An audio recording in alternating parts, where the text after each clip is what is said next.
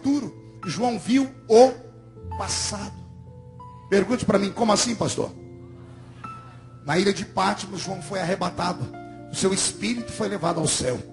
Como ele está em espírito no céu, ele dá voltas pela paisagem celeste. Ele entra em lugares que nós nunca sonhamos em entrar. Até que no capítulo 5 ele dizia: eu entrei em uma sala e vi sobre a destra daquele que estava sentado no trono um livro.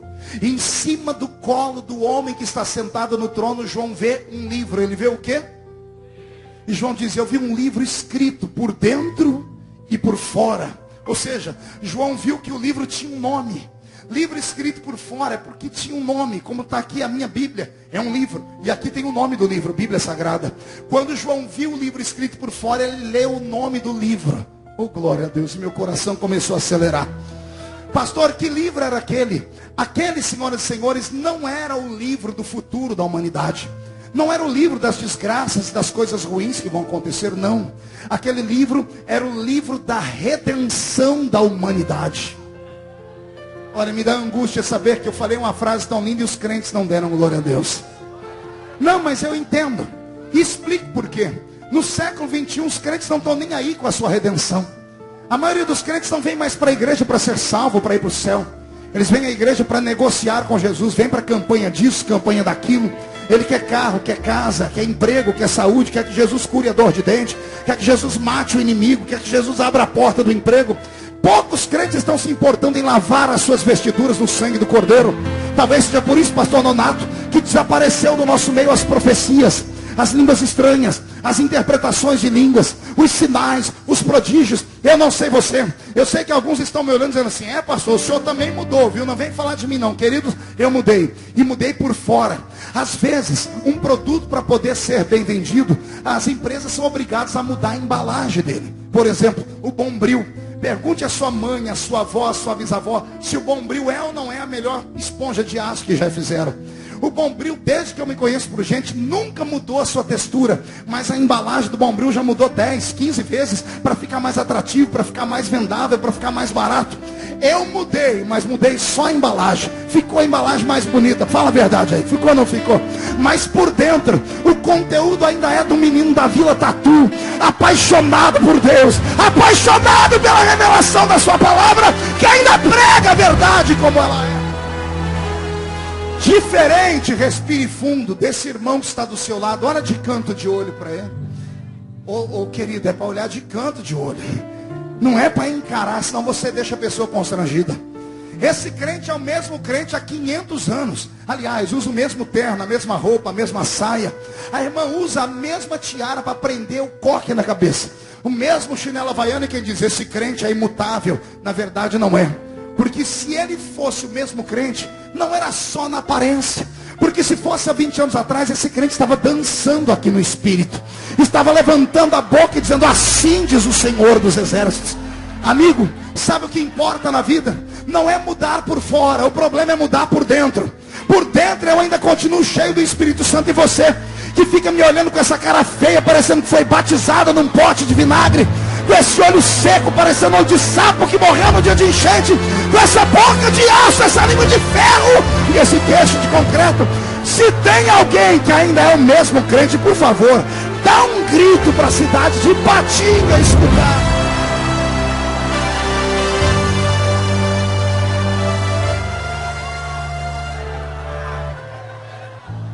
Então eu vou falar de novo e não me envergonha. Roberto, me dá uma trilha bem bonita. Aquele livro não era um livro comum. Era o livro da redenção da humanidade. Agora tem gente que está assim: pastor, o que é redenção? Fique tranquilo, eu vim aqui para te ensinar. Esse livro, chamado Livro da Redenção da Humanidade, ele tem um apelido. O apelido todo mundo conhece. Quer ver o crente abrindo um sorriso? Colgate. O apelido desse livro é chamado de o Livro da Vida. Dentro daquele livro estava e ainda está escrito o nome de todos os que eram antes de João. O nome de todos aqueles que foram salvos no tempo de João. E o nome de todos aqueles que haveriam de ser salvos depois de João. Você não entendeu? Com o passado tudo bem, mas nem com o presente. Eu vou falar de novo. Estava escrito naquele livro os nomes dos que foram salvos antes de João, os que foram salvos nos dias de João. E estava escrito naquele livro o seu nome, porque você veio depois de João. Quer ver o crente ficar mais alegre ainda? Naquele livro está escrito o nome da sua família que ainda não foi salva. Porque a oração de um justo pode muito em seus efeitos. Eu acredito nessa profecia, quem crê nisso. Agora vem a pergunta que não quer calar. Pastor, se é um livro da vida, quando o Senhor falou, nós entramos em delírio dando glória a Deus. Por que João chorava? E é o primeiro e único choro que existe no céu. Céu não é lugar de choro. Está escrito que para entrar lá nós temos que passar pela mão de Deus. E na mão de Deus tem um lenço que eu coloquei o nome, lenço da eternidade. Está escrito, Deus enxugará dos nossos olhos todas as nossas lágrimas. Lá não é lugar de choro. Quem concorda comigo? Então pergunte para mim, pastor, por que João chorava? Eu quero repartir a responsabilidade. Pergunta para quem está do seu lado. Se é o livro da vida, por que é que João chorava? Está pronto para ouvir? O livro da vida, ou o livro da redenção da humanidade, também tem um outro nome, juridicamente falando. Juridicamente falando, ele não se chama livro da vida, nem livro da redenção da humanidade. Ele chama-se testamento. O que é um testamento, pastor? É quando uma pessoa morre, ela deixa todos os bens que ela tem para algumas pessoas que lhes são queridas e especiais.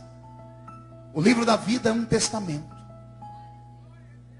Se mais alguém vier aqui na frente, eu vou dar um cascudo na cabeça. Por favor, amarra ele aí para mim, aí no cantinho, tá bom? Não é mais para vir aqui não, você já roubou a minha cena 3 vezes aqui. Tá bom, pastor? Posso falar aqui? Agora eu sou pastor da igreja. Pronto, se ele vier aqui, eu vou dar um cascudo na cabeça dele. Mas ninguém ande aqui, por favor. Então imagine vocês que juridicamente falando, aquele livro chama-se testamento. E testamento é quando uma pessoa que está para morrer, ela atesta tudo que ela tem passando para outras pessoas. Pessoas que lhes são queridas e importantes. Amém? Até aqui, quem entendeu, diga eu entendi. Só que o testamento, ele tem uma lei. Pergunte qual? Só pode ser aberto quando aquele que atestou morre.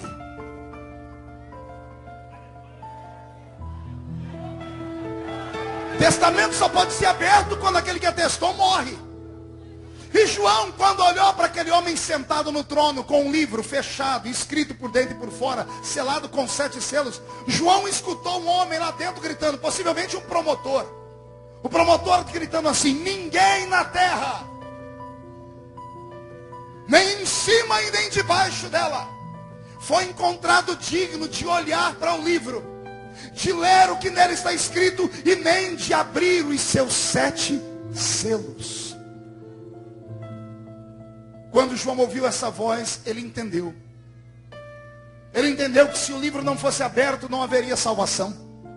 Se o livro não fosse aberto, não haveria igreja. Não haveria batismo com o Espírito Santo. Se o livro não fosse aberto, esta igreja não existiria. Estaríamos amarrados por Satanás, condenados ao inferno. A cidade seria cheia, muito mais do que já é, de prostitutas, de drogados, de pessoas com problemas na sua sexualidade, de bandidos, pederastas e outras coisas mais. Se aquele livro não fosse aberto, não haveria paz, você não dormiria à noite, você seria escravo e capacho do diabo.